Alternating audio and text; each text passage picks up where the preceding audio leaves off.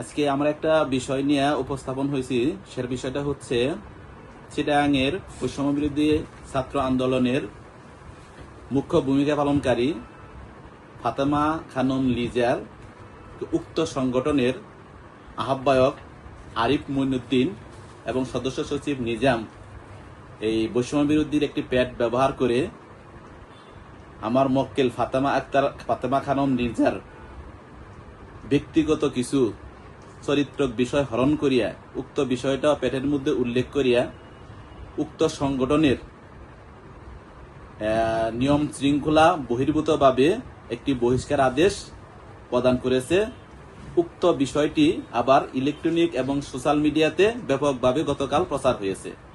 আমার মক্কেল ফাতেমা খানম লিজা উক্ত বিষয়টি অবগত হইলে তার সামাজিক মর্যাদা ক্ষুণ্ণ হওয়ায় উক্ত সংগঠনের আহ্বায়ক এবং সদস্য সচিবকে একটা লিগেল নোটিশ প্রদান করিয়াছি।